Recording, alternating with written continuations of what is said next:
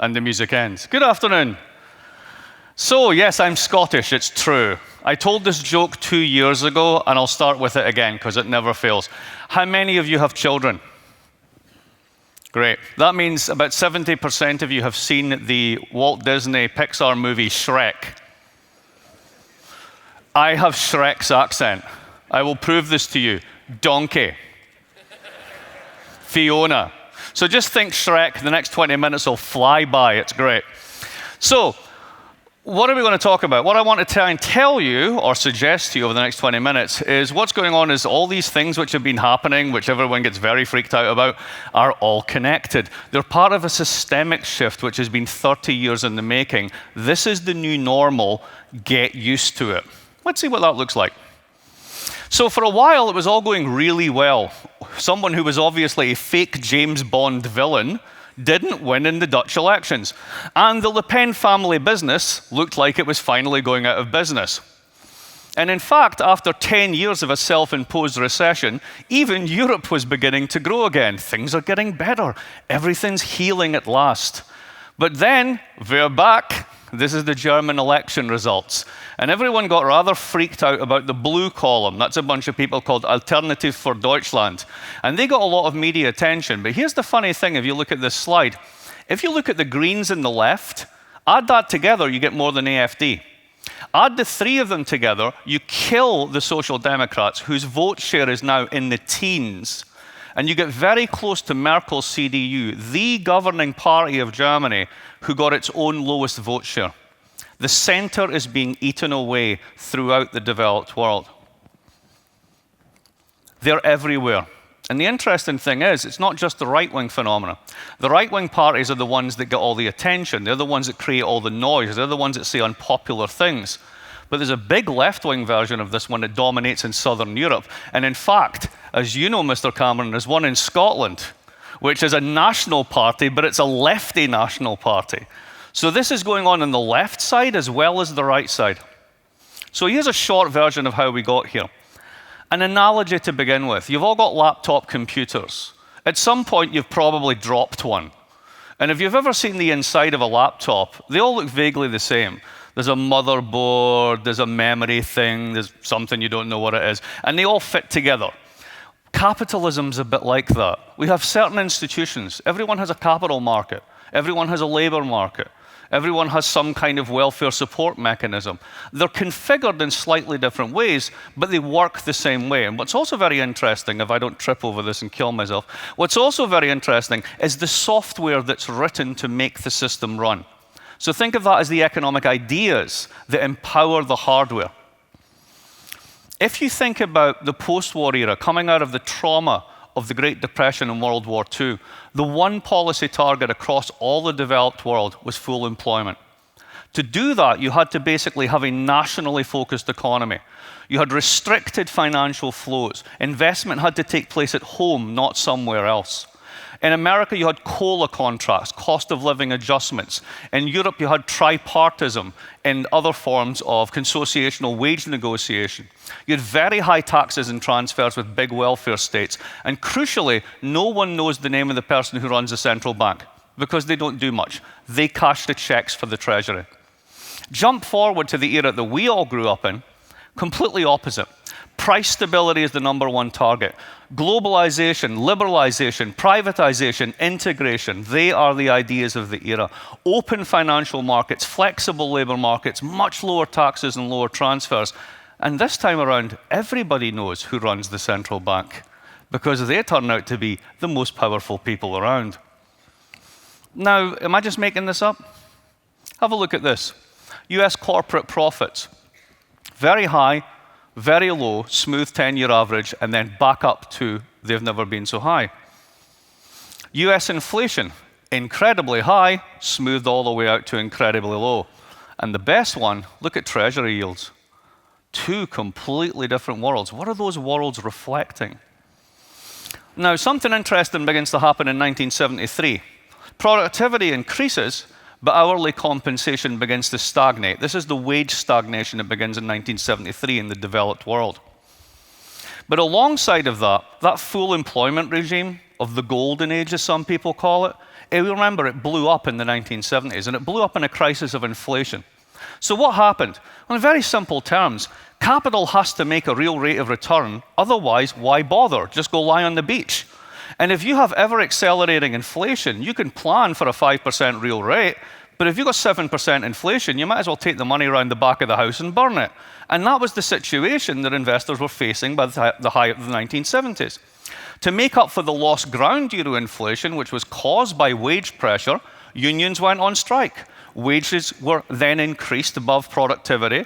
That's where that split in the last slide begins to kick in. And at that point, the system begins to break down. It's beginning to undermine itself. So think of this as the computer crashes. Now, when your computer crashes, what do? You rearrange some of the hardware and you have a system reset. So let's think about what happened. The reset was the politics of Mrs. Thatcher, the politics of Ronald Reagan, but crucially the change in economic ideas, the software for the reconfigured hardware, which went along with independent central banks, privatization, liberalization, marketization, integration, the world that we built. And it really cured the problem. When you look at inflation rates, they go straight down. When you look at the rate of return on capital, it goes straight up. It really fixed the system. But like all systems, it had a flaw. The flaw in this one was brutally exposed in 2008. This is bank leverage to GDP. We all remember how well Iceland did. 1,000% of bank assets to GDP in a rock in the middle of the Atlantic. But there were lots of other countries that were super levered as well. So an interesting question is, how do you get so levered? Well, an easy way to think about it is, if you come out of a period in which you've got unprecedentedly high real rates, the 1980s, as inflation is killed, as interest rates go down, your ability to make money on that spread goes up. But as the world gets used to lower and lower interest rates, as the pool of capital gets bigger, as financial integration works apace, what has to happen? The price of money is going to drop. So the only way you make money on a declining spread is pump up the leverage. So there's a structural flaw in the way the model works. Now, when that system failed in 2008, unlike the Reagan-Thatcher era in the crisis of inflation, what did? We bailed the system. Massive liquidity infusions from central banks, buying the assets off the balance sheet of the troubled financial institutions, massive fiscal compensation in some places. And what does that lead to? Huge swelling of central bank balance sheets. Now, what's all this got to do with populism? Here's a few slides. Here's how markets think about inflation. Basically, it's up, it's down, but on a long period from 2008 to 2018, it hasn't really done much. Here's the right-hand panel. This is how much education has gone up by. This is how much medical care has gone up. This is everything, and this is apparel. These are US figures. So at least Americans can still dress well. And they never have. Here's the global story on incomes. There is absolutely no doubt that globalization has been absolutely brilliant, particularly for the developing world. But it hasn't been quite as brilliantly unskewed as we'd like to think. These are the latest numbers on this. And if you have a look here, what you see is that the bottom 50% of the world, this is the world over here, got 12% of the growth. This is the rise of the emerging countries. The top 1% globally got 27%. And if you have a look at the other panel, you'll find the US and Western European figures, and that's an even more skewed distribution. This is what happens to American wages over a 30-year period. If you're not in the top 80th percentile or above, forget it. You're not getting a pay increase when you adjust for inflation. That's labor's share of national income. It's falling and has been falling for a very long time. Now, how do people keep going when their wages aren't growing? Interesting question. This is where leverage comes in. They borrow lots. That red line is bank assets to GDP. Now, everybody here is in finance, so I'm going to tell you something you know that nobody else in the real world actually does. What you lot call assets is what everybody else calls liabilities. So when you're actually talking about the bank's assets, you're actually talking about tons of loans you've made to people that people better pay back or you're really in trouble. So your assets are my liabilities, vice versa, and it all sums to zero, right? That's the great trick of banking in the balance sheet, maturity transformation, the whole lot. But an underlying rate of growth in broad money, which is green, Why is it assets are going up so much right across the world? Well, here's the answer. This is a Citibank advertising campaign from 2003 to 2005. It's called Live Richly. As a Scotsman, I can't tell you how offensive that is. I come from the people who made Adam Smith up, and if we hadn't made him up, we would have had to make him up. Well, you know what I mean, right? Live richly, not save up and buy yourself something nice. Open a cravings account? Really? Now, where did all that go? Where did all that desire? Well, that's the consumer side of the leverage story. It wasn't just mortgage debt. That's a 200% increase in consumer credit. For every borrower, there has to be a lender. And that's all the lending that went into that gap between wages and profits that started to emerge in '73. So when the first system crashed with inflation, this one generated a leverage problem and a wage growth problem that it couldn't solve. So what happens when you bail out that system in 2008? The first one is, we saw this everywhere, the transformation of private debt into public debt.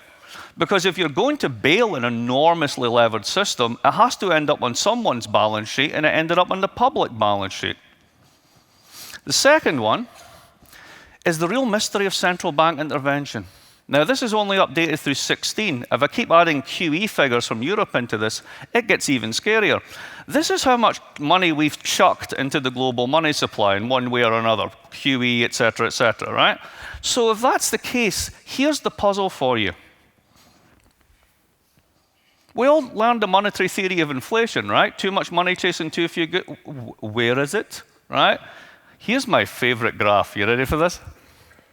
Ooh. Let me explain this one to you. Only the Japanese would be so bold. This was smuggled out of the Japanese cabinet office. And basically, does anybody watch Game of Thrones? Yes? Right. If you watch Game of Thrones, this all makes sense. This is nominal interest rates for the world since 1350. So here's the question. How many of you would buy Lannister debt? Right. You'd want a really high return because you could end up dead, right? You're going to hold that to maturity, and if they don't like you, that maturity could be short.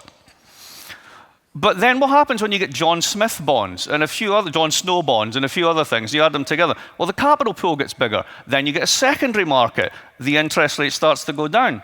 What happens is that by 1800, the Brits are able to finance the entire Napoleonic campaign with a perpetual of 3%.